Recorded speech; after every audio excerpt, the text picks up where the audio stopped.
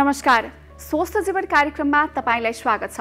नेपाल सरकार स्वास्थ्य तथा जनसङ्ख्या मन्त्रालय, राष्ट्रिय स्वास्थ्य शिक्षा सूचना तथा सञ्चार केन्द्र र नेपाल टेलिभिजन बीच सहकार्यमा निर्माण गरिएको यो कार्यक्रम एनटिभी प्लसका साथै एनटिभी इटहरी र एनटिभी कोहलपुरबाट पनि यसै समयमा हेर्न सक्नुहुनेछ।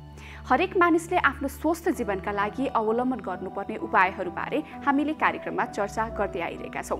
गुणस्तरीय स्वास्थ्य सेवाको सुनिश्चितताले मात्र समृद्ध नेपाल, सुखी नेपालीको राष्ट्रिय आकांक्षा पूरा हुन सक्छ। संविधानको मौलिक हकमै स्वास्थ्य सम्बन्धी हकको व्यवस्था छ। स्वास्थ्य सेवाको पहुँचलाई कसरी व्यवस्थित र प्रभावकारी बनाउन सकिन्छ भन्ने बारे सरकारको योजनाका साथै विज्ञसँगको साक्षात्कार पनि यो कार्यक्रममा प्रस्तुत हुनेछ। सुरुमा आजका विषयतर्फ लागौं।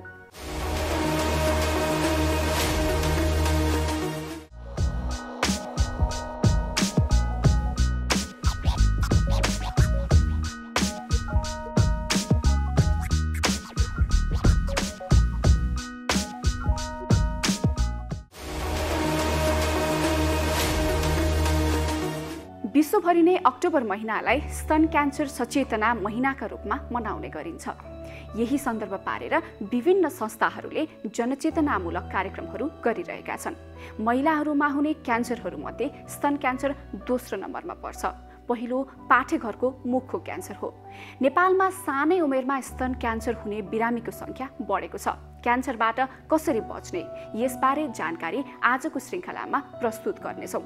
हार्ट जोड्ने रोग आजकल वृद्ध अवस्थामा मात्र होइन, हरेक उमेर समूहका मानिसहरूलाई हुने गरेको पाइन्छ। दुर्घटनाबाट हुने हार्ट जोड्नेको समस्या पनि आजभोलि झन् उस्तै छ। हार्ट जोड्ने समस्याबाट बच्ने उपायहरूबारे पनि आज हामीले चर्चा गर्नेछौँ। सुरुको सामग्री भने स्तन क्यान्सर विरुद्ध जनचेतना अभियान चलिरहेका बेला स्तन क्यान्सरबाट कसरी बच्ने, यसबारे रिपोर्ट प्रस्तुत गर्दैछौँ। विश्वभर अक्टोबर महिनालाई स्तन क्यान्सर विरुद्धको महिना घोषणा गर्दै विभिन्न कार्यक्रम भइरहेको छ। क्यान्सर उपचारमा संलग्न अस्पताल र विभिन्न संस्थाहरूले स्तन क्यान्सर विरुद्ध जनचेतना अभियान चलाउँदै आएका छन्। विश्वमा वर्षेनी 1,40,00,000 मानिसमा क्यान्सर देखिने गरेको तथ्याङ्क छ। विश्वमा एक वर्षमा 76 लाखभन्दा बढी मानिसको मृत्यु क्यान्सरकै कारण हुने जनाइएको छ। नेपालमा हरेक वर्ष 1 लाखभन्दा बढी क्यान्सर हुने गरेको अनुमान छ। 80.9% क्यान्सरका बिरामी अन्तिम अवस्थामा मात्रै अस्पताल पुग्ने गरेका छन्। नेपालमा फोक्सो, आन्द्रा, पेट, स्तन, पाठेघरको मुख र डिम्बाशयको क्यान्सरका बिरामी धेरै हुने गरेका छन्। महिलाहरूमा हुने क्यान्सरमध्ये स्तन क्यान्सर दोस्रो नम्बरमा पर्छ। पहिलो पाठेघरको मुखको क्यान्सर हो। क्यान्सरका कारण हुने महिलाको मृत्युमा पनि स्तन क्यान्सर दोस्रो नम्बरमा छ। स्तनमा भएका कोशिकाहरूमा असामान्य परिवर्तन आई तिनीहरूको अनियन्त्रित तथा अनावश्यक वृद्धिबाट बन्ने गिर्खा, गाँठागुठी र निको नहुने घाउलाई स्तन क्यान्सर भनिन्छ। स्तन क्यान्सरको परीक्षण अहिले निकै प्रभावकारी छ। स्तन क्यान्सर भए नभएको नियमित रूपमा आफैले परीक्षण गर्न सकिन्छ भने चिकित्सकहरूबाट पनि परीक्षण गराउन सकिन्छ। धेरै बिरामी सही डाक्टरकोमा पुग्न नसकेर पनि उचित उपचार सेवाबाट वञ्चित भएका छन्। नेपालमा सानै उमेरमा स्तन क्यान्सर हुने बिरामीको सङ्ख्या बढ्दै गएको छ। स्तन क्यान्सर लाग्दैमा बिरामीको मृत्यु भने भइहाल्दैन। यदि सुरुकै अवस्थामा पत्ता लाग्यो भने निको पार्न सकिने विशेषज्ञहरू बताउँछन्। नेपालमा लाज र डरका कारण चेतना नहुँदा र हेलचेक्राइले गर्दा बिरामीहरू जटिल अवस्थामा पुगेपछि मात्रै अस्पताल आउने गलत प्रवृत्तिले धेरैलाई पिरोलेको छ। त्यसैले क्यान्सरबारे चेतना जगाउन जरुरी छ। सबभन्दा पहिला कुरा चाहिँ आफू यसमा सचेत हुनु पर्यो होइन। ब्रेस्ट क्यान्सर जसलाई पनि हुनसक्छ, जोसुकै महिलालाई पनि हुनसक्छ, पुरुषलाई पनि हुनसक्छ होइन। त्यो आफूले बुझ्नु पर्यो र यो कतै क्यान्सर त होइन भन्ने कुरा केही आफ्नो ब्रेस्टमा केही नयाँ, आफ्नो स्तनमा चाहिँ केही नयाँ परिवर्तनहरू देखिएको छ, कुनै नयाँ गाँठोकुठी देखिएको छ या आफ्नो स्तनको चाहिँ बाहिरी जुन छालामा चाहिँ केही चेन्जेसहरू आएको छ अथवा निप्पलमा केही डिस्चार्ज भनौँ न, केही पिप या रगत या पानी त्यस्तो केही निस्किरहेको छ, या काखीमा कुनै डल्लोहरू भेटिरहेको छ नयाँ किसिमको भने यो कतै क्यान्सर त होइन भनेर जाँच गराउनु जरुरी हुन्छ। र अब आफैले नै क्यान्सर हो कि होइन भनेर अब पत्ता लगाउन त अलिक गाह्रै हुन्छ। शङ्का लागेपछि त्यो चाहिँ नजिकको अस्पतालमा गएर अनि स्वास्थ्य कर्मीसँग चाहिँ जाँच गराएपछि त्यसको चाहिँ शङ्का छ भने त्यो अनुसार जाँचहरू गरेर त्यसलाई कन्फर्म गर्न सकिन्छ। एउटा कुरा त्यो भयो। अब अर्को चाहिँ एउटा ओभरअल सम्पूर्ण जनताले चाहिँ बुझ्नुपर्ने कुरा चाहिँ अब त्यसमा शरीरमा आफ्नो स्तनमा कुनै परिवर्तन आएको छ कि भन्ने कुरा याद गर्नु पर्यो। त्यो चाहिँ एउटा रुटिन एउटा चाहिँ बानी नै बनाउनुपर्छ महिलाहरूले होइन।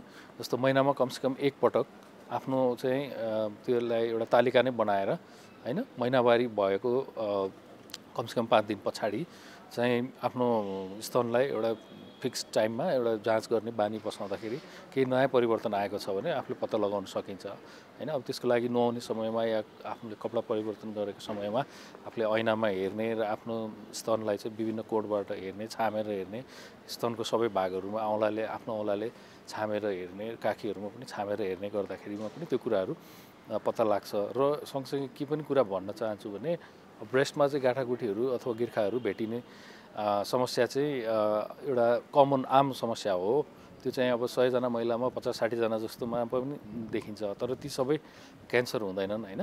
करिब 90% नै ती डल्लाहरू अथवा चाहिँ कुनै परिवर्तन आएको छ भने त्यो क्यान्सर चाहिँ हुँदैन। त्यो साधारण ट्युमर या कुनै अरू समस्या हुनसक्छ।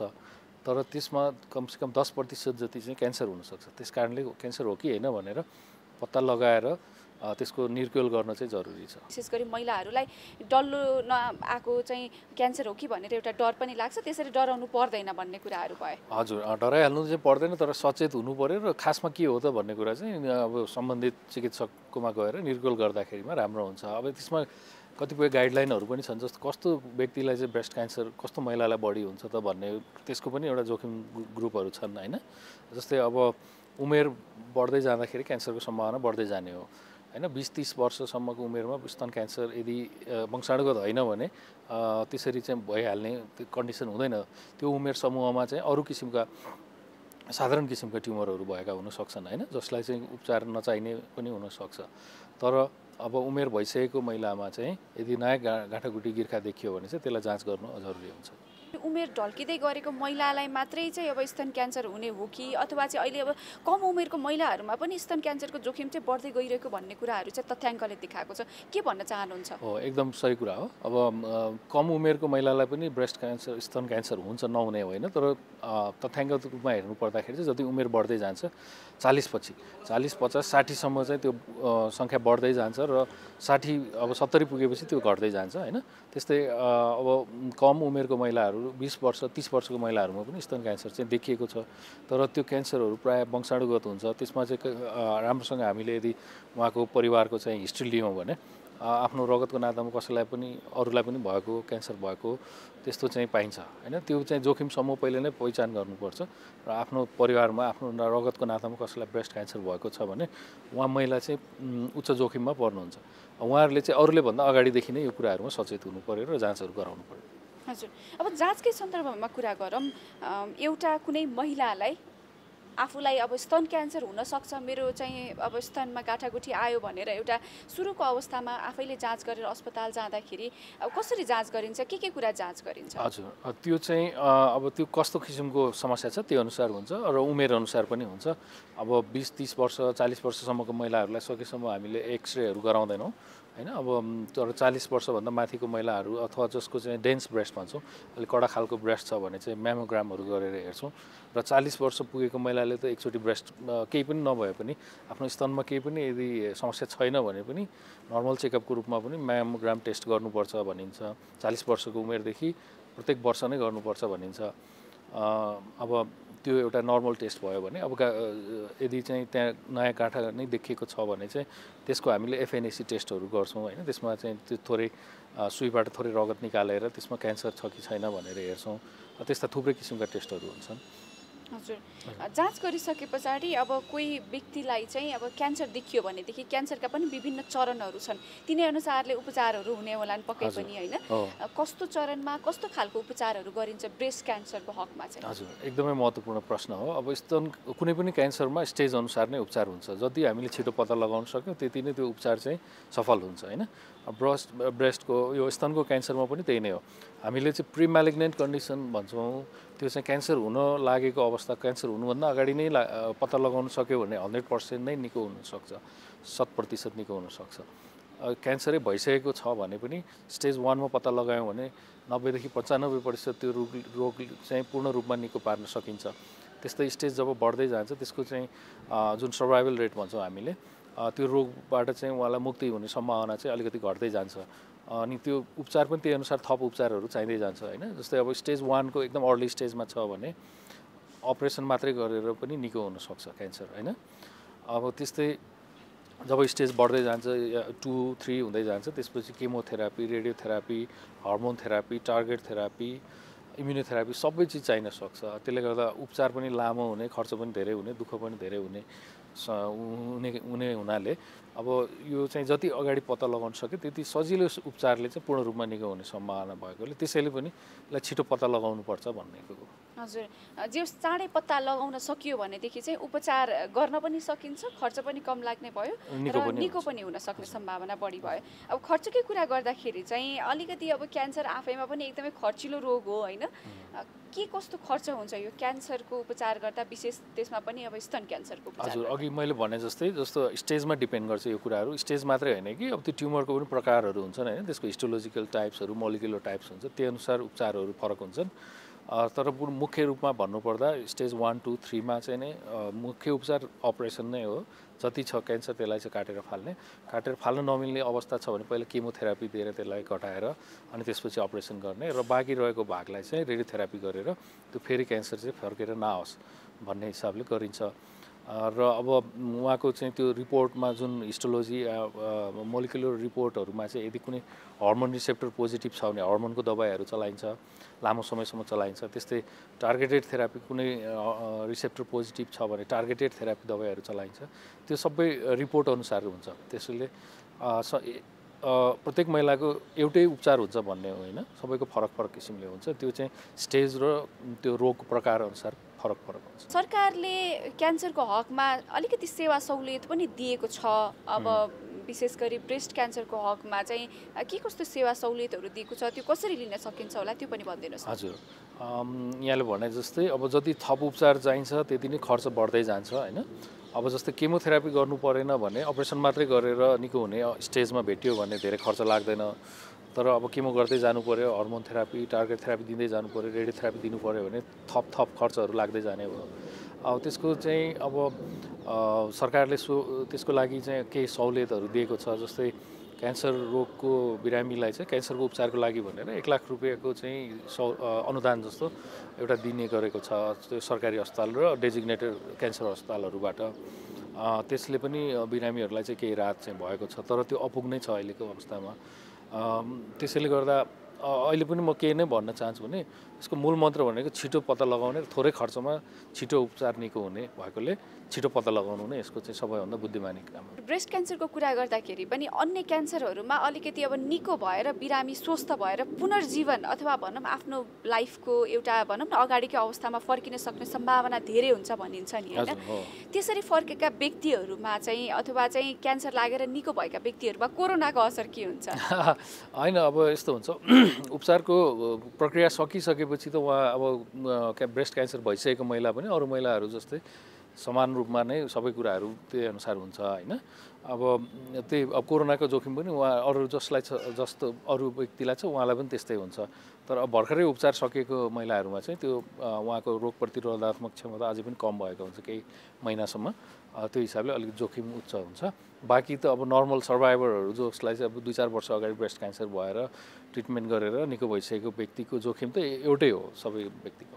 हजुर कति रोगहरू चाहिँ रिकरेन्ट हुन्छ नि जस्तो एकचोटि लागिसकेपछि फेरि त्यो लागिरहने हुन्छ अब यो ब्रेस्ट क्यान्सरको हकमा जो चाहिँ अपरेसन गरेर फालिन्छ जुन क्यान्सरस एउटा पार्ट हुन्छ त्यो फालिन्छ होइन फालिसके पछाडि चाहिँ फेरि त्यो व्यक्तिमा त्यो क्यान्सर चाहिँ डेभलप भएर आउने चान्सेस चाहिँ कति हुन्छ हजुर त्यो चान्सेस हुन्छ क्यान्सर कुनै पनि क्यान्सर रोगमा चाहिँ त्यो क्यान्सर फेरि फर्केर आउने सम्भावना हुन्छ त्यसैले नै यो रोग जटिल हो र त्यही सम्भावना नहोस् भनेर नै यो सब उपचारहरू यो सब गरिन्छ हैन अब त्यो पनि केमा डिपेन्ड गर्छ कुन चरणमा हामीले रोगलाई उपचार गर्यौँ हैन अघि भने जस्तै कुन स्टेजमा हामीले भेटायौँ स्टेज 1 मा भेटायौँ भने करिब 5-10% मात्रै त्यो रोग फर्केर आउने सम्भावना हुन्छ त्यस्तै जब स्टेज बढ्दै जान्छ त्यो सम्भावना बढ्दै जान्छ रोग फर्केर आउने अहिले निको भए पनि फेरि देखिने सम्भावना बढ्छ त्यसैले छिटो पत्ता लगाउनु पर्छ अब त्यो स्टेज मात्रै होइन कि अब क्यान्सरको टाइप्सहरू पनि छ हिस्टोलोजिकल त्यसको मोलिकुलर टाइप्स अनुसार पनि कुनै क्यान्सरहरू चाहिँ एकदमै छिटो फर्केर आउने किसिमका हुन्छन् र विशेष गरी वंशाणुगत रूपमा आएको ब्रेस्ट क्यान्सरहरू पनि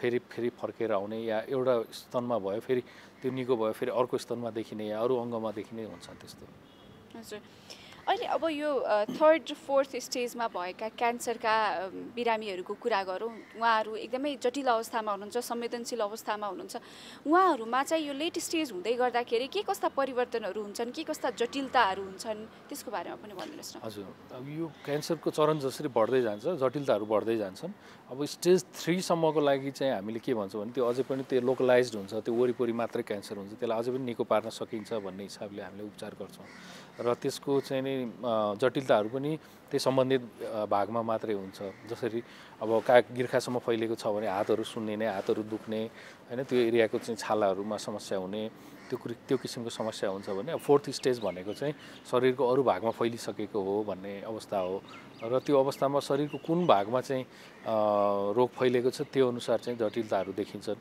जस्तै अब हड्डीहरूमा फैलिएको छ भने दुखाइहरू हुन सक्छ अब टाउकोमा फैलिएको छ भने टाउको दुख्ने बान्ता हुने त्यो किसिमको समस्याहरू हुन सक्छन् अब लिभरमा फैलिएको छ भने जन्डिस देखिन सक्छ अनि त्यस्तै फोक्सोहरूमा फैलिएको छ भने सास फेर्न गाह्रो हुने खकारमा रगत देखिने त्यस्तो किसिमको समस्याहरू देखिन सक्छन् अब कुन अङ्गमा शरीरको कुन अङ्गमा चाहिँ क्यान्सर फैलिएको छ त्यस अनुसारको चाहिँ लक्षण र जटिलताहरू देखिन्छन् र अब त्यसको उपचार पनि जटिल नै हुन्छ र बिरामीलाई चाहिँ उपचार रोगको दुःख छँदैछ त्यसमाथि त्यसको उपचारको चाहिँ दुःख झन् थपिँदै जाने हुन्छ अन्तिम अवस्थामा चाहिँ त्यो बेला चाहिँ हामीले बिरामीलाई चाहिँ समस्या नहोस् उहाँलाई गाह्रो नहोस् भन्ने हिसाबले सहज बनाउने हिसाबले मात्रै उपचार गर्नुपर्ने अवस्था पनि आउन सक्छ त्यो बेला हामीले चाहिँ नि रोगलाई निको पार्ने होइन कि बिरामीलाई खालि सजिलो होस् नदुखोस् त्यो कुराहरू मात्रै ध्यान दिने अवस्था अन्तिम अवस्थामा चाहिँ त्यस्तो गर्ने गर्छौँ हजुर समग्रमा चाहिँ क्यान्सरका बिरामीहरूले अलिकति आफ्नो जीवनशैलीलाई अलि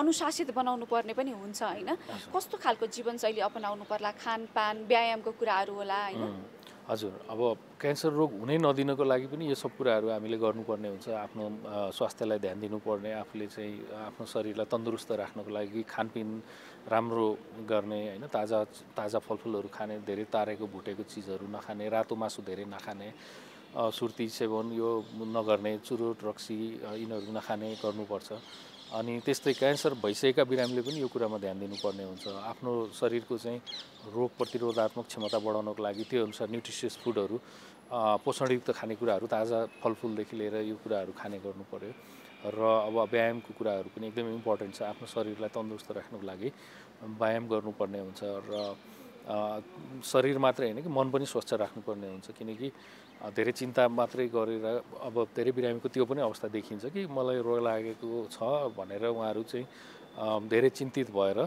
अनि त्यो मानसिक रोग पनि थपिएर त्यसले चाहिँ झन् शारीरिक अवस्थालाई झन् जटिल बनाएको पनि देखिन्छ त्यस कारणले तन र मन दुइटै स्वस्थ राख्नुपर्छ र त्यसको लागि आफूले गर्न सकिने कुराहरू उपायहरू ध्यान दिएर त्यसलाई चाहिँ आफ्नो आहार व्यवहारदेखि लिएर सबै कुरामा ध्यान दिनुपर्ने हुन्छ अहिलेको अवस्थामा उपचार गर्नको निम्ति कतिको चुनौतीपूर्ण भएको छ हजुर यहाँले ठिकै भन्नुभयो अहिलेको वर्तमान अवस्थामा चाहिँ अलिकति चुनौतीपूर्ण नै देखिरहेको छ किनभने अब हाम्रो क्यान्सरको बिरामीहरू कोरोनाको लागि जोखिम समूहमा पर्नुहुन्छ र धेरैजना पोजिटिभ आइरहेको पनि छ र त्यसले गर्दा अब उहाँहरूलाई हामीले क्यान्सर हस्पिटलमै ट्रिटमेन्ट गर्नलाई पनि अलिकति अप्ठ्यारो छ र अब कोरोनाको हस्पिटलमा पठाउँ भने पनि त्यहाँ फेरि क्यान्सरको उपचार नहुने सम्भावना छ त्यसले गर्दाखेरि अब यो समस्या अलि जटिल हुँदै गइरहेको छ तर पनि अहिलेसम्म हामीले थोरै सङ्ख्यामा भएको कारणले त्यसलाई चाहिँ व्यवस्थित गरिरहेका छौँ तर अब हामीले क्यान्सर अस्पतालमा नै कोरोनाको पनि उपचार गर्ने गरी अब व्यवस्था गर्नुपर्ने जरुरी देखिसकेको छ। क्यान्सर लागेका सम्पूर्ण बिरामीहरूलाई अथवा चाहिँ जो कसैलाई पनि लाग्न सक्छ क्यान्सर, त के एउटा मेसेज दिन चाहनुहुन्छ त कोरोनाको समयमा? क्यान्सर भन्ने रोग चाहिँ हामी जो कसैलाई पनि लाग्न सक्छ, जुनै पनि बेलामा लाग्न सक्छ र हाल्यो भने अथवा लागेको पत्ता लाग्यो भने पनि हरेस खाइहाल्नुपर्ने स्थिति छैन, किनकि अहिले एकदमै राम्रो उपचार गर्न सकिन्छ क्यान्सरको। त्यसमा पनि यो अक्टोबर महिना चाहिँ ब्रेस्ट क्यान्सर महिना हामीले अवेरनेस महिना भन्छौँ, त्यस कारणले म अझै स्पेसल फोकस गरेर ब्रेस्ट क्यान्सरको बारेमा के भन्न चाहन्छु भने यो ब्रेस्ट स्तनको क्यान्सर चाहिँ पूर्ण रूपमा निको हुने क्यान्सर मध्येमा पर्दछ। त्यस कारणले यसको अझै पनि मूल मन्त्र के हो भने सकेसम्म हुनै नदिने र भएको छ भने पनि सुरुवाती अवस्थामा फर्स्ट स्टेजमा पत्ता लगाएर त्यसलाई पूर्ण रूपमा निको पार्न सकिन्छ। त्यसैले हरेस खाइहाल्नु हुँदैन, सकेसम्म छिटो पत्ता लगाउनुपर्छ र उचित उपचार गर्नुपर्छ भन्न चाहन्छु।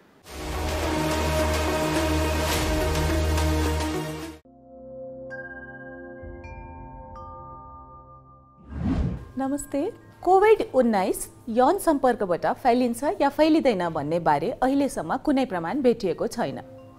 केही केसहरूमा भाइरस वीर्य वा शुक्राणुमा फेला परेको त छ, तर शुक्राणुमा भाइरस सक्रिय अवस्थामा रहेको वा नरहेको यकिन गर्न सकिएको छैन। त्यसैले अहिलेसम्म यो भाइरस यौन सम्पर्कबाट फैलिन्छ भन्ने कुराको कुनै प्रमाण छैन।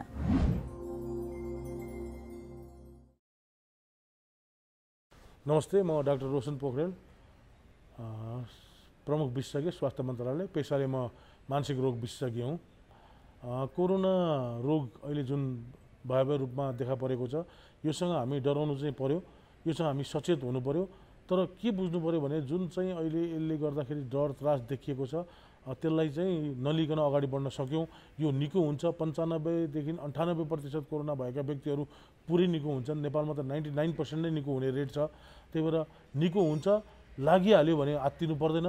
खालि हामीले 3टा चिज SMS भन्छौँ, एउटा सामाजिक दूरी, मास्क लाउने र सेनिटाइज गर्ने अथवा बारम्बार हात धुने गर्न सक्यौँ र आफ्नो व्यवहारमा केही परिवर्तन गर्न सक्यौँ भने कोरोना लाग्दैन। लागिहाल्यो पनि यसको उपचार छैन। अटोमेटिक 14 दिनसम्म तपाईँले आफ्नो व्यवहारमा परिवर्तन गर्न सक्नुभयो र गाह्रो भएको खण्डमा अस्पताल जानुभयो भने यो निको हुन्छ भन्ने सन्देश चाहिँ सबैलाई दिन चाहन्छु। नमस्कार, म डाक्टर मीना थापा, प्राध्यापक, काठमाडौँ मेडिकल कलेज, स्त्री तथा प्रसुति रोग विशेषज्ञ। यदि तपाईँ गर्भवती हुनुहुन्छ भने आत्तिनु पर्दैन। अध्ययनहरूले के देखाएको छ भने अहिलेको समयमा गर्भवती हुँदा पनि गर्भपात हुन सक्ने अथवा गर्भको बच्चामा जन्मजात खराबी हुन सक्ने त्यस्तो स्थिति देखिएको छैन। यदि तपाईँ सङ्क्रमित हुनुभएको छ र बच्चा जन्माउनु भएको छ भने बच्चालाई तपाईँको दुध खुवाउन सक्नुहुन्छ, तर केही सावधानीहरू अपनाएर। गर्भवती महिलाले प्रशस्त मात्रामा पानी, फलफुल तथा तरकारीको प्रयोग गर्नुपर्छ र अनावश्यक रूपमा पीर चिन्ता लिनु हुँदैन। र यदि तपाईँलाई चाहिँ नि रुगा, खोकी अथवा ज्वरो आएको छ भने घरमै सुरक्षित साथ बसी आफ्नो डाक्टरलाई चाहिँ नि सम्पर्क गर्नुहोस्। गर्भवती भएको समयमा रोग प्रतिरोधात्मक क्षमता कम हुने भएको हुनाले यो रोग सजिलै सर्न सक्छ, तसर्थ केही सावधानीहरू अपनाउनु पर्छ। यदि तपाईँ बाहिर भिडभाडमा जानुभएको छ भने कम्तीमा पनि एक अर्कामा 2 मिटरको दूरी कायम राख्नुहोस्। अनिवार्य रूपमा मास्कको प्रयोग गर्नुहोस् र बाहिरबाट घरमा आउँदाखेरि अनिवार्य रूपमा साबुन पानीले मिची हात धुनुहोस् र घरमा बस्दा पनि धेरैचोटि साबुन पानीले मिची हात धुनुहोस् अथवा चाहिँ सेनिटाइजरको प्रयोग गर्नुहोस्। नमस्कार, मेरो नाम बाला राई, म अस्पताल नर्सिङ प्रशासक र अहिले म नर्सिङ तथा सामाजिक सुरक्षा महाशाखामा कार्यरत छु। आज म यहाँहरूलाई मास्क लगाउने सही तरिकाको बारेमा देखाउन गइरहेका छौँ। हामीसँग मास्क बजारमा धेरै किसिमका उपलब्ध छन्, जस्तै मेडिकल मास्क भयो, कपडाको मास्क भयो, N95, K95, विभिन्न प्रकारका। र N95 मा पनि फिल्टर भएका नभएका पनि हामीले मास्कहरू बजारमा उपलब्ध देख्छौँ।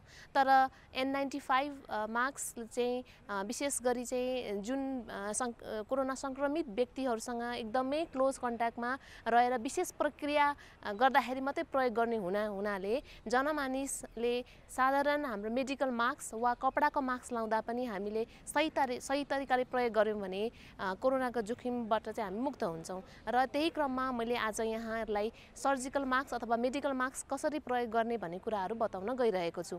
र सर्वप्रथम जहिले पनि हामीले मास्क लगाउनुभन्दा अगाडि हातलाई धुनुपर्छ र सकेसम्म यदि हामीसँग उपलब्ध छ भने हामीले हातलाई साबुन पानीले मिची कम्तीमा पनि 20 देखि 40 सेकेन्डसम्म हामीले धुनुपर्ने हुन्छ।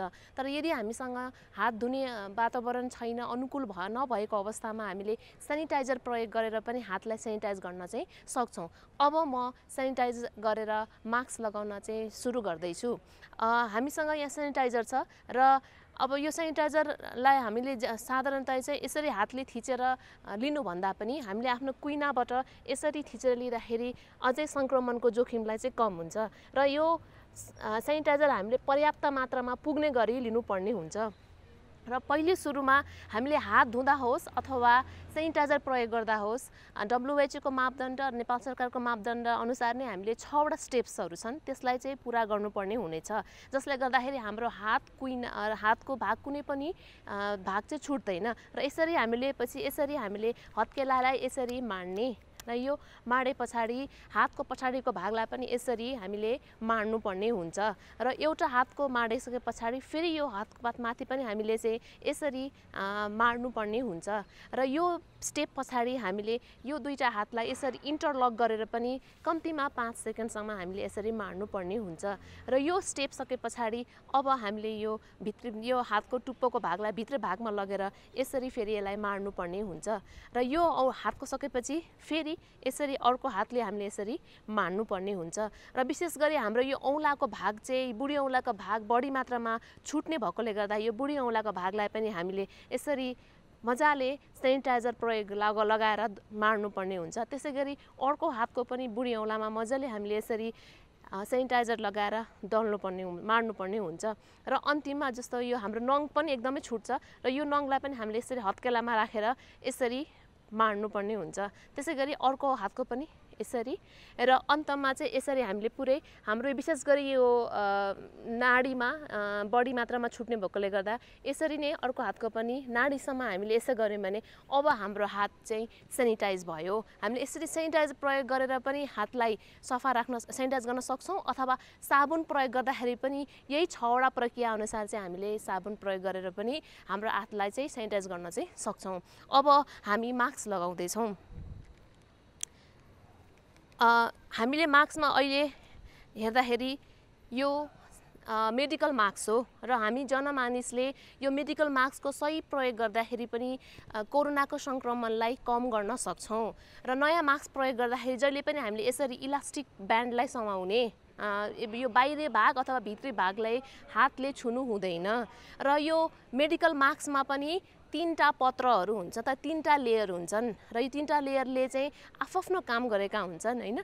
र हामीले मास्कको छनौट गर्दाखेरि पनि यो 3टा लेयर भएको मास्कको छनौट गर्नुपर्ने हुन्छ। र यसरी अब हामीले हेर्दाखेरि बजारमा विभिन्न किसिमका लेयर मास्कहरू हुन्छ। जस्तो साधारणतया चाहिँ यो नीलो रङकै हुन्छ, तर सेता रङको पनि मास्कहरू पाइन्छ। त्यसको लागि अगाडि पछाडि भाग कसरी छुट्याउने भन्दाखेरि यो अगाडिको भागमा यहाँहरूले देख्नुभएको छ होला, यो प्लेटहरू के छ त तलतिर चाहिँ गएको छ र अलिकति गाढा नीलो रङमा छ। त्यसै गरी भित्री भागमा सेतो र अलिकति हल्का रङमा हुन्छ र यो प्लेटहरू चाहिँ माथितिर फर्केको हुन्छ। र सँगसँगै तपाईहरुले देख्नु पनि भएको छ होला, यो मास्कको माथिल्लो भागमा चाहिँ अलिकति सेतो खालको कडा चीज हुन्छ र यो कडा भाग, यो मेटलको कडा भाग हुन्छ एउटा, यो कडा भागलाई हामीले नाकको डाँडीमा राख्नका लागि माथि पारेर राख्नुपर्ने हुन्छ। र जहिले पनि मास्क प्रयोग गर्दाखेरि एकचोटि निकालेर हामीले मास्कलाई हेर्नुपर्छ, कुनै प्वाल छ कि अथवा कुनै ड्यामेज भएको छ कि भनेर यकिन गरे पछाडि अब यो मास्कलाई यो इलास्टिक ब्यान्डको सहयोगले यसरी आफ्नो नाक मुख छोप्ने गरी लगाउनु पर्ने हुन्छ।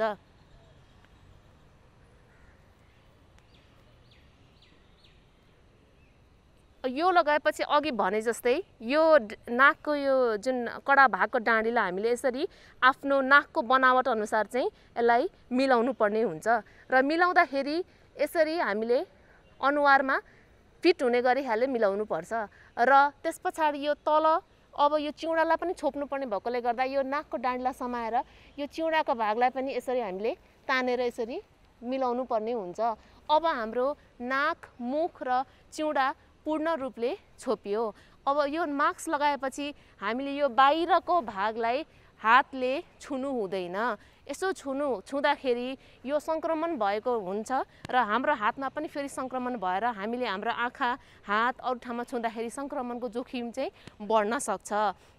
यदि हामीले यो मास्क लगाएको बेलामा हाम्रो हातले बाहिर भागमा छुयौँ भने तुरुन्तै हामीले फेरि सेनिटाइज गर्न सक्छौँ। र अब यो मास्कलाई कसरी खोल्ने भन्ने म फेरि यहाँहरूलाई देखाउन गइरहेको छु। र मास्क खोल्नुभन्दा अगाडि पनि हामीले हातलाई त्यसै अघिको जस्तै गरेर सेनिटाइज गर्ने।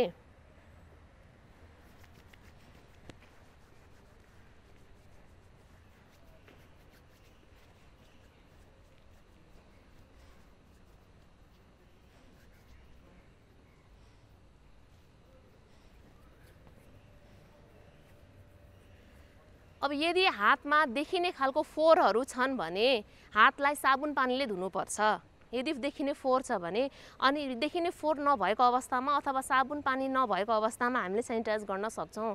र यो मास्क निकाल्दाखेरि अलिकति आफू अलिकति अगाडि झुके पछाडि कतै पनि नछोइकन यो कानको इलास्टिक ब्यान्डलाई यसरी निकाल्ने र निकाले पछाडि हामीले यसरी एउटा प्लास्टिक ब्यागमा राख्ने र यो प्लास्टिक ब्यागलाई यसरी हामीले मुख बन्द गरेर यसलाई ढक्कन भएको डस्टबिनमा हामीले यसरी विसर्जन गर्न सक्छौँ। र यसरी राम्रो व्यवस्थित गरेर हामीले मास्कलाई विसर्जन गर्यौँ भने सङ्क्रमणको जोखिमलाई कम गर्न सक्छौँ। हाड जोर्नी रोग आजकल वृद्ध अवस्थामा मात्र होइन, हरेक उमेर समूहका मानिसहरूलाई हुने गरेको पाइन्छ। बालबालिका, युवा, प्रौढ र ज्येष्ठ नागरिकहरूमा हाड जोर्नी समस्या झन बढिरहेको छ। दुर्घटनाबाट हुने हाड जोर्नीको समस्या पनि झन उस्तै छ। जाडो मौसम नजिकै छ। अन्य समयमा भन्दा जाडो याममा हाड जोर्नीका बिरामी बढ्ने गरेका छन्। हाड जोर्नी समस्याबाट बच्ने उपायहरूबारे जानकारी अबको रिपोर्टमा। शरीरका हाड जोर्नी दुख्नु अहिले आम समस्या नै बनेको छ। यो समस्याले मानिसलाई शारीरिक रूपमा त असर गर्छ नै, दीर्घकालीन समस्या समेत निम्त्याइरहेको हुन्छ। जोर्नी दुख्ने समस्यालाई समयमै ख्याल नगर्दा दीर्घकालीन रोग बन्न सक्ने विशेषज्ञहरू बताउँछन्। हाड जोर्नी रोग आजकल वृद्ध अवस्थामा मात्र होइन, हरेक उमेर समूहका मानिसहरूलाई हुने गरेको छ।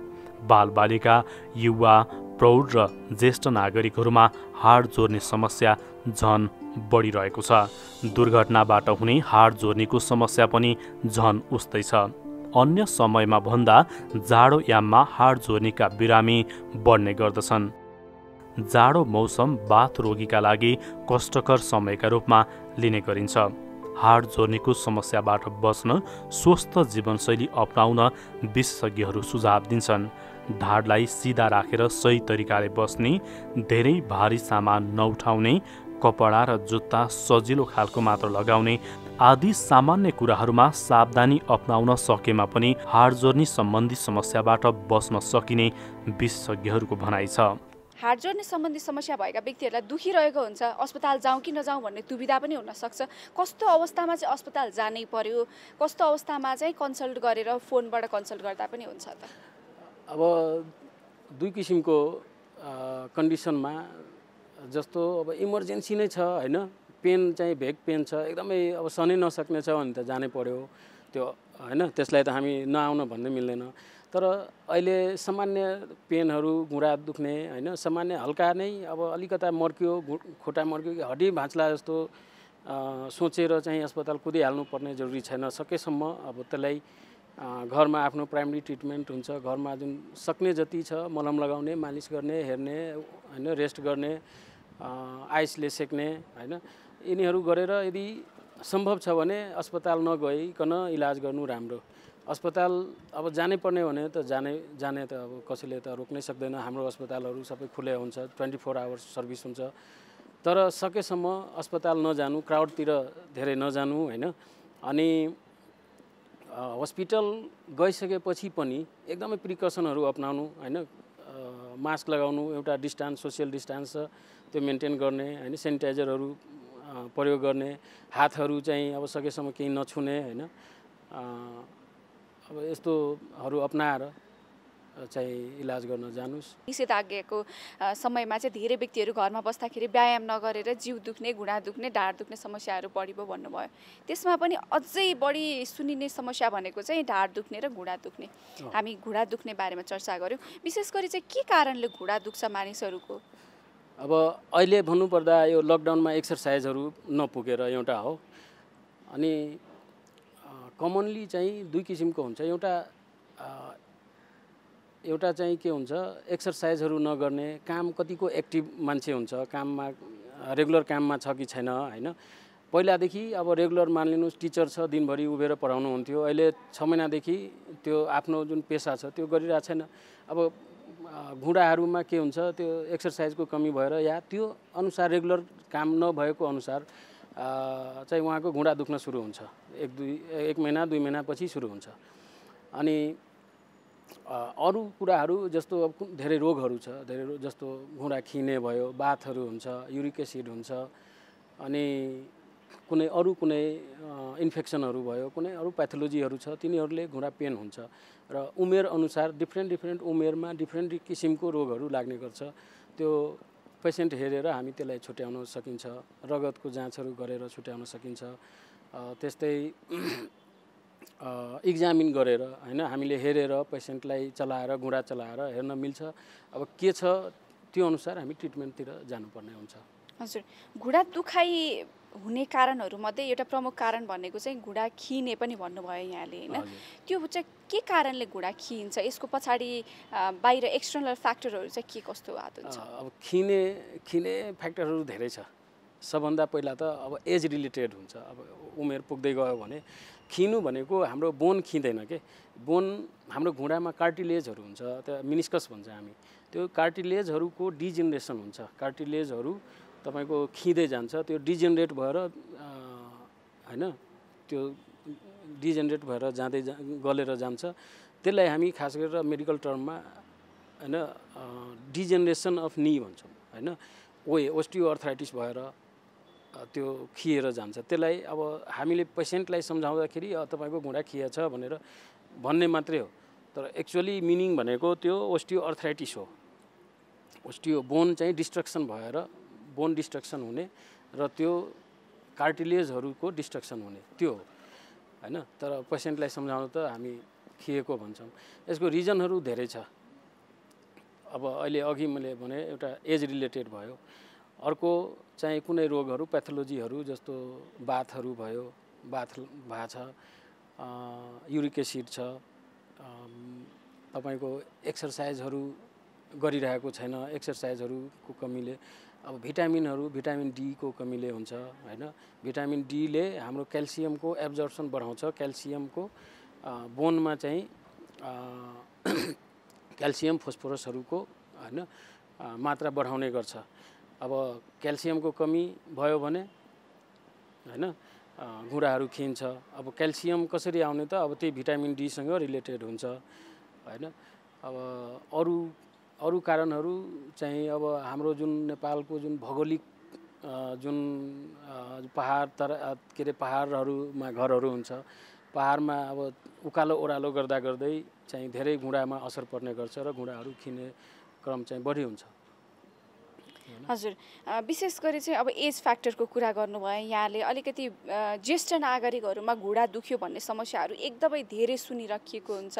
अब कारण पनि यहाँले उमेर बढ्दै गएपछि यो चाहिँ अटोमेटिक आउने कुरा पनि भन्नुभयो। यसको विकल्पै छैन त? अब बुढेसकाल भएपछि चाहिँ अब घुँडै दुख्ने नै सहेरै बस्नुपर्ने हो त? हैन, अब घुँडा दुख्दैमा हामीलाई बाथै भएछ भनेर पनि आउँछ के। हाम्रो घुँडा दुख्यो, मलाई बाथ भएछ भन्दै आउँछ। अब बाथ भन्नाले हाम्रो जुन नर्मल तरिकामा हेर्दाखेरि बाथ भनेको सबैलाई दुख्ने बित्तिकै बाथ भन्छ के हैन। जस्तो युरिक एसिड भए पनि मलाई बाथै भएको छ भन्छ है। घुँडा ओस्टियो अर्थराइटिस हुन्छ, खिएको हुन्छ, त्यसलाई पनि बाथै भन्छ। त्यो अब हामीले त्यसलाई धेरै सम्झाउँछौँ बिरामीहरूलाई। ओपिडीमा यसो आएपछि जाँचहरू गर्नुपर्छ। अब जसलाई खास गरेर साइन्टिफिक नेम भनेको बाथ भनेको रिमाटोइड अर्थराइटिसलाई बाथ भन्छ हैन, युरिक एसिडलाई बाथ भन्दैन हैन। युरिक एसिडहरूलाई हामी नियन्त्रण गर्न सक्छौँ। अब यो अहिले अघि मैले इम्युनिटीको कुरा गरेँ, अटो इम्युन डिजिजहरू हुन्छ। यो रिमेटोइड अर्थराइटिसहरू अटो इम्युन डिजिज हो हैन। त्यस्तै अब तपाईँले भनेअनुसार एज बित्दै गयो भने त्यसको पनि इलाज हुन्छ के, नहुने कुरा होइन। हामीले एक्टिभ भएर एक्सर्साइजहरू गरिराख्नु पर्यो, खानपिनमा धेरै ध्यान दिनुपर्छ हैन। जस्तो भिटामिनहरू भएको कुराहरू, भिटामिन डी भएको कुराहरू, भिटामिन डी बढी पाउने माछा मासु हैन, मासुमा कलेजोहरू यस्तोहरूमा पाउँछ, अन्डा, यिनीहरू खानु पर्यो। फलफुल खानु पर्यो, फलफुलमा हुन्छ। त्यसपछि व्यायाम मैले पटक भनिरहेको छु, व्यायाममा धेरै ध्यान दिनुपर्छ। ओबेसिटीहरू धेरै ओबेसिटी भएको बिरामीहरूलाई बढी घुँडा दुख्ने समस्याहरू हुन्छ हैन। ओबेसिटी कन्ट्रोल गर्नु पर्यो है। त्यस्तै फलफुलहरू मैले भने, खानपिनमा ध्यान दिनुपर्ने भयो, एक्सर्साइज भयो। भिटामिन डी को अर्को सोर्स भनेको हामीले सन एक्सपोजर हुनुपर्छ हैन। सन एक्सपोजरमा पनि अब त्यसको तरिका हुन्छ हैन। हामी लुगा लगाएरै या त्यो सनग्लास लगाएरै घाममा गएर हामीले भिटामिन डी आउँदैन हैन। भिटामिन डी को लागि खास गरेर फोर आर्म हैन र फोर लेग, बिलो नी र बिलो एल्बो हामीलाई र फेस यति सनमा expose at least 40 to 50 minute daily हुनुपर्छ है। र त्यो चाहिँ 10 देखि 12 को बिचमा घाममा अहिले राम्रो घाम भएको बेलामा एक्सपोज हुनुपर्छ। र आँखाको लागि हामीले सनग्लास एप्लाई लगाउन मिल्छ, किनभने अब अल्ट्राभायोलेट रेहरूले आँखालाई असर गर्न सक्छ। त्यो भयो। त्यसपछि त्यो कोहीले क्वेसन गर्छ, यो झ्यालमा सिसाको ग्लासबाट छिर्छ कि छिर्दैन भिटामिन डी? त्यसमा हुँदैन। तपाईँको अल्ट्राभायोलेट रे जुन हुन्छ ग्लासले छेक्छ क्या, त्यसले त्यो रेडिएसन आउन मिल्दैन। जब हाम्रो स्किनमा अल्ट्राभायोलेट रे कन्ट्याक्ट हुन्छ अनि मात्रै त्यसको प्रक्रिया सुरु हुन्छ।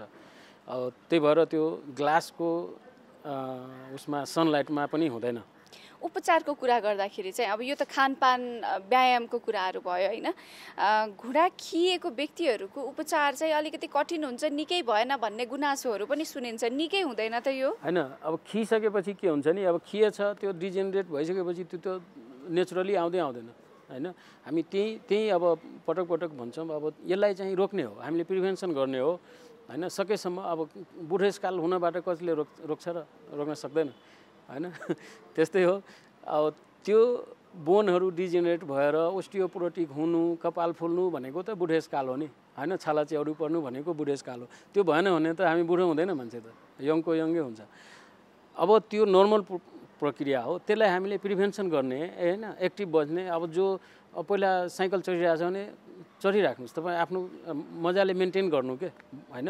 ओबेसिटी चाहिँ कन्ट्रोल गर्नु पर्यो, खानपिनमा ध्यान दिनु पर्यो, तपाईँले एक्सर्साइजहरू मजाले गर्नु पर्यो, नर्मल कामहरू गरिराख्नु पर्यो हैन।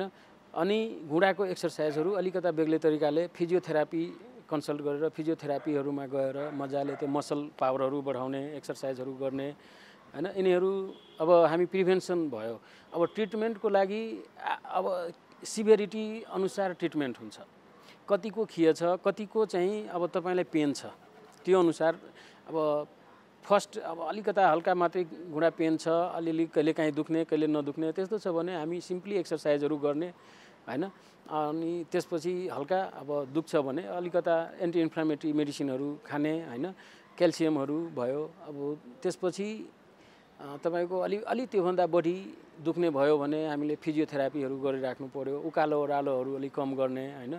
अनि के भन्छ एक्सर्साइजहरू गर्ने, व्यायामहरू नियमित रूपमा गरिराख्ने, त्यो भयो। अब धेरै सिभियर ओस्टियोआर्थराइटिस छ, धेरै सिभियर खिसक्यो। अब त्यो घुँडा खुम्चिँदै जति जुन नर्मल रेन्ज अफ मोसन हुन्छ त्यति आएन भने अब त्यसलाई हामीले डिफ्रेन्ट मोडालिटिजहरू छ ट्रिटमेन्टको हैन। अब सर्जिकल ट्रिटमेन्टहरूतिर जानुपर्ने हुन्छ, घुँडा फेर्ने टेक्निकहरू छ अहिले हैन, घुँडा फेर्ने प्रविधिहरू छ, त्यस्तोहरूतिर जानु पर्यो। त्यो अनुसार हामीले ट्रिटमेन्ट गर्छौँ। डाक्टर साहब, यहाँले ओबेसिटीको कुरा गरिरहनु भएको छ। धेरै मानिसहरूलाई चाहिँ हार्ट जोड्नेको समस्या चाहिँ ओबेसिटी भएर पनि आउँछ भनिराख्दाखेरि चाहिँ मानिसहरूलाई मलाई ओबेसिटी छ कि छैन भनेर थाहा पाउन पनि त जरुरी हुन्छ होइन? त्यो बुझ्नको लागि एउटा फर्मुला छ मेडिकलमा, हाम्रो BMI भन्ने बडी मास इन्डेक्स भन्छ। त्यो भनेको BMI इज इक्वल टु हैन, body mass index is equal to तपाईको वेट है, कति केजी तपाईँ केजीमा वेट लाई डिभाइड चाहिँ गर्नुस् तपाईको हाइटको मिटरमा स्क्वायर गरेर हाइटलाई डिभाइड गर्नुस् हैन। वेटलाई हाइटसँग स्क्वायर गरेर डिभाइड गर्नुस्, जुन रिजल्ट आउँछ त्यो तपाईको बिलो 18 आयो भने हामी त्यसलाई अन्डर वेट भन्छौँ। तपाईले अलिकता वेट अझै गेन गर्नुपर्ने हुनसक्छ है। र 18 to 24.9 सम्म आयो भने त्यसलाई हामी फिट मान्छौँ हैन, नर्मल मान्छौँ। र मोर देन 25 भयो भने त्यसलाई ओबेसिटी हामी मान्छौँ। त्यो अनुसार हामीले आफै चाहिँ मेजर गरेर ओबेसिटी हामी छ कि छैन हामीले क्याल्कुलेट गर्न सक्छौँ। एउटा व्यक्तिले आफ्नो शरीर स्वस्थ राख्नको निम्ति सबै प्रकारको व्यायामहरू खानेकुराहरूमा ध्यान दिनुपर्छ र यसमा पनि विशेष गरी हार्ट जोर्नी सम्बन्धी आफ्नो शरीरको हार्ट जोर्नीलाई चाहिँ एकदम सफा तन्दुरुस्त राख्नको लागि एउटा दैनिकी हुन्छ नि, बिहान के खाने, दिउँसो के खाने, कस्तो खानेकुरा खाने, व्यायाम कसरी गर्ने, यो समग्र कुरा भनिदिनुहोस् न। पानीको कुरा होला। हार्ट जोर्नीको तर्फबाट हेर्नु पर्दाखेरि खानपिनमा फलफुलहरू चाहिँ बढी खानु पर्यो हैन। गुलियो कुराहरू एकदमै कम, न्यून खानुस् हैन, गुलियो कुरा कम खाने। माछा मासु एकदमै कम, मासु त खाँदैन खानु। म त सबैलाई भन्छु यो ओबेसिटीहरूको जति घुँडा खिएर आउँछ मोटो मान्छेहरूलाई मासु त खाँदैन खानुस् हैन। हप्तामा एक दिन, महिनामा 1-2 दिन खानु त ठिकै हो हैन। मासु खायो भने अब मासुसँग बोसो पनि टन्नै खाइन्छ, भात पनि टन्नै खाइन्छ, अब स्योरै ओबेसिटी बढ्छ नै हैन। युरिक एसिडहरू बढ्ने, प्रोटिन हाई प्रोटिन डायट भयो भने युरिक एसिड बढ्छ, घुँडाहरू जोर्नीहरू दुख्ने कारणहरू त्यो पनि एउटा मुख्य कारण हो। बसी अहिले मासु खानु यो लकडाउन टाइममा चाहिँ खानै हुँदैन म भन्छु। एकदम फलफुलतिर ध्यान दिने, सागसब्जीहरू खानुस् हैन, ताजा सागसब्जीहरू खानु पर्यो। अनि व्यायाम चाहिँ रेगुलर एटलिस्ट 1 आवर चाहिँ एक्सर्साइज गर्नुस् हैन। एक्सर्साइज नभए नै तपाईँ वाक गरिदिए पुग्छ, सिम्पली वाक गर्ने, जकिङ गरे पुग्छ हैन। अनि यो भन्दा नै अब जोर्नीहरू दुख्नेहरू भयो भने प्लिज हामीसँग यसो कन्ट्याक्ट गरे हुन्छ।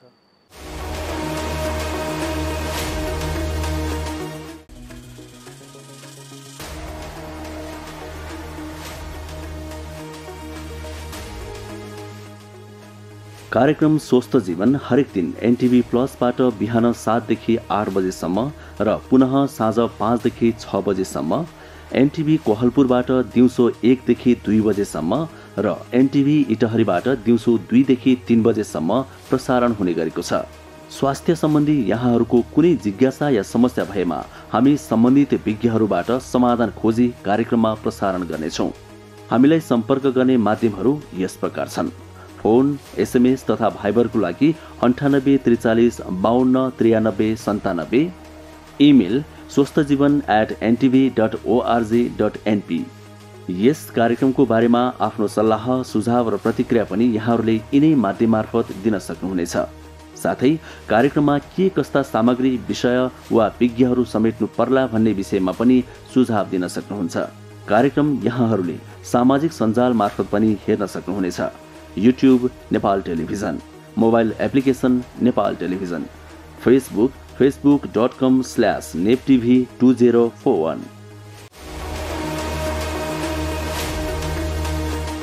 अब अहिले यो कोरोना महामारीको बेलामा सबैभन्दा महत्त्वपूर्ण कुरा भनेको मास्क हो सुरक्षाको लागि। त्यसैले मास्कको बारेमा चाहिँ थाहा पाउनु एकदमै जरुरी छ। अहिले धेरैले मास्कको प्रयोग गरिरहनु भएको छ, तर जतिले प्रयोग गरिरहनु भएको छ उहाँहरूले पनि यो राम्रो तरिकासँग प्रयोग नगरिरहेको अवस्था छ। त्यसैले मैले अहिले मास्कको बारेमा यो कसरी यसलाई सही तरिकाले प्रयोग गर्ने भन्ने बारेमा यहाँहरूलाई म केही कुराहरू बताउन चाहन्छु। मास्क मोटामोटी रूपमा हामीले 3 प्रकारका अहिले देखिराखेका छौँ। पहिलो प्रकार भनेको यो N95 मास्क छ। यो N95 मास्क भनेको यस्तो प्रकारको छ। यो N95 मास्कमा पनि 2 प्रकारको छ। एउटा यस्तो भल्भ भएको छ, यहाँ यस्तो भल्भ छ यसमा, र अर्को थरीमा चाहिँ भल्भ छैन। त्यसैले यो N95 मास्कमा भल्भ भएको र भल्भ नभएको गरी 2 प्रकारको छ। र अर्को यो सर्जिकल मास्क छ। यो सर्जिकल मास्क सबैभन्दा धेरै प्रयोग भइरहेको यो सर्जिकल मास्क हो। र तेस्रो चाहिँ कपडाले बनाएको, घरमै कपडाले बनाएको मास्क छ। अब यो मास्क लगाउँदाखेरि हामीले के कुरा थाहा पाउनुपर्छ भने अब यसलाई राम्रोसँग नाक र मुख छोपिने गरी लगाउनुपर्छ। यसरी राम्रोसँग नाक र मुख छोपिने गरी मास्क लगाउनुपर्छ र मास्क लगाउँदाखेरि यो भागमा समाउनुपर्छ। यो भागमा मास्कमा समाउनु हुँदैन कि यो कानमा अड्काउने भागमा समाएर अनि यसलाई यस प्रकारले लगाउनुपर्छ। टप्प हुने गरी नाक, गाला, तलको चिउडो कतैबाट पनि हावाभित्र बाहिर नआउने गरी यो लगाउनुपर्छ। र अहिले फुकाल्दाखेरि पनि यो पछाडिपट्टि कानको पछाडि फुकालेर यसरी फुकाल्नुपर्छ। र मास्क लगाउँदाखेरि र फुकाल्दाखेरि हात चाहिँ धुनुपर्छ। यो जरुरी छ कि हातले चाहिँ मास्कलाई छुन हुँदैन।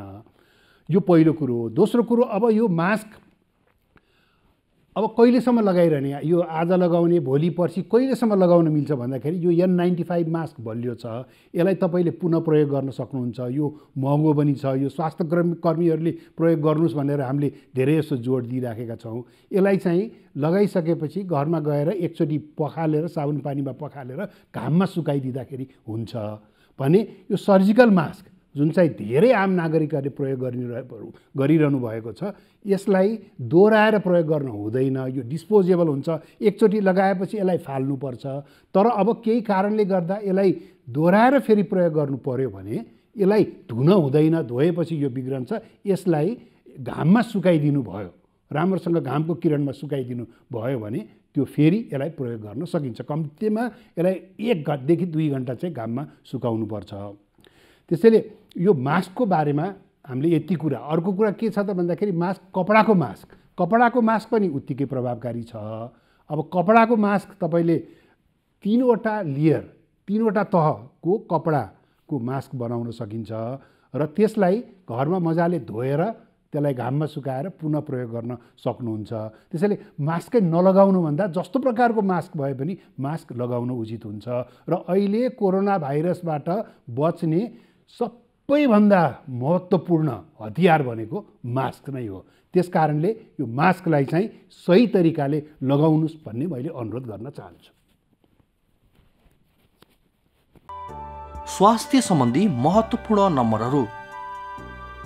स्वास्थ्य सम्बन्धी कुनै पनि जानकारी र सहयोगका लागि स्वास्थ्य तथा जनसङ्ख्या मन्त्रालयका हटलाइन नम्बरहरू 1115 र 1133 वा मोबाइल नम्बर 985112 55839। एम्बुलेन्स सेवाको लागि 102 र 112।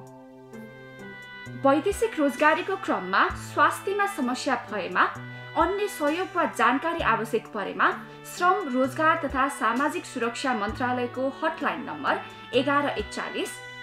शान्ति, सुरक्षा र अन्य सहयोगका लागि नेपाल प्रहरीको नम्बर 100। सशस्त्र प्रहरी बलको नम्बर 1114। रगत आवश्यक परेमा ब्लड बैंकको नम्बर 01 42 25 344। सार्वजनिक हितका लागि नेपाल टेलिभिजन। नमस्ते, म डाक्टर राजु पङ्गेनी, म छाती रोग विशेषज्ञ। म आज विभिन्न श्वास प्रश्वास रोगसँग सम्बन्धित समस्याहरू र यसमा कोरोनाले गर्दा पार्ने असरहरूको बारेमा बताउँदैछु।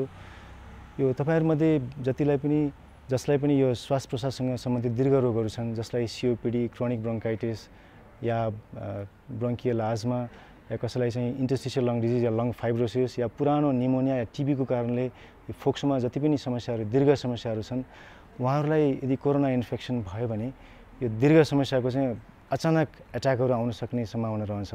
यदि तपाईहरुमा कुनै यस्तो खालको दीर्घ श्वास प्रश्वाससँग सम्बन्धित समस्याहरू छ भने घरमै सकेसम्म घर बाहिर ननिस्किदिनु होला, घरमै बसिदिनुहोस् र घरभित्रै पनि सकेसम्म आफूलाई फुर्तिलो राख्ने कोसिस गर्नुहोस्। विभिन्न खालको व्यायामहरू गर्न सकिन्छ, घरभित्रै पनि योगाहरू गर्न सकिन्छ।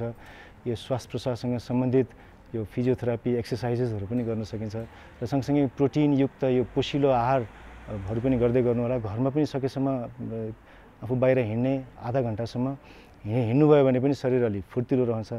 र केही समस्या पर्यो, जस्तै सास फेर्न अचानक गाह्रो भयो, ज्वरो आयो या चाहिँ खकार बाक्लो हुन थाल्यो, खकारमा पहेँलोपना आउन थाल्यो या खकारमा रगत आउन थाल्यो, कुनै पनि लक्षणहरू देखियो भने चाहिँ नजिकैको स्वास्थ्य चौकीमा स्वास्थ्य कार्यकर्ता या डक्टरसँग सम्पर्क राख्नु होला।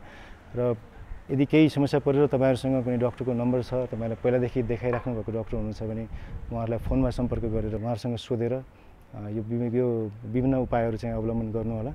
र अर्को चाहिँ यो कोरोनाबाट बच्नको लागि जति पनि हामीले कुराहरू गर्छौँ, सामाजिक दूरी कायम गर्ने, बाहिर हिँड्दाखेरि मास्कको प्रयोग गर्ने, सरसफाइमा ध्यान दिने, यी सबै कुराहरू गरिदिनु होला।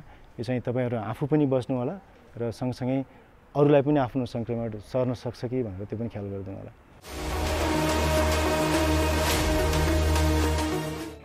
विश्वभर अक्टोबर महिनालाई स्तन क्यान्सर विरुद्धको महिनाका रूपमा लिने गरिन्छ। यस अवसरमा क्यान्सर उपचारमा संलग्न अस्पताल र विभिन्न संस्थाहरूले स्तन क्यान्सर विरुद्ध जनचेतना अभियान चलाउँदै आएका छन्। हामीले पनि आजको श्रृङ्खलामा स्तन क्यान्सरबाट बच्ने उपायहरूबारे चर्चा गर्यौं। साथै अहिले आम मानिसमा समस्या बनेको शरीरका हाड जोड्ने दुख्ने समस्याबाट छुटकारा पाउने उपायहरूबारे पनि विशेष सामग्री प्रस्तुत गर्यौं। आजका लागि स्वस्थ जीवन कार्यक्रमको समय सकिएको छ। यो कार्यक्रम नेपाल टेलिभिजनको वेबसाइट www.nepaltvonline.com तथा नेपाल टेलिभिजनको मोबाइल एप र फेसबुक, युट्युब जस्ता सामाजिक सञ्जालमा पनि हेर्न सक्नुहुनेछ। यो कार्यक्रममा तपाईका स्वास्थ्य सम्बन्धी समस्या, सरकारले प्रवाह गरेका स्वास्थ्य सेवा अथवा हाम्रो कार्यक्रमबारे कुनै पनि जिज्ञासा भएमा हामीलाई सम्पर्क गर्न सक्नुहुनेछ। सम्पर्क गर्ने माध्यम हामीले टेलिभिजन स्क्रिनमा देखाइरहेका छौँ। तपाईका समस्यालाई हामीले सरकारी अधिकारी वा विज्ञ मार्फत समाधान गर्ने प्रयास गर्नेछौँ। आजका लागि स्वस्थ जीवन कार्यक्रमबाट हामी सबैलाई बिदा दिनुहोस्। हवस् त, नमस्कार।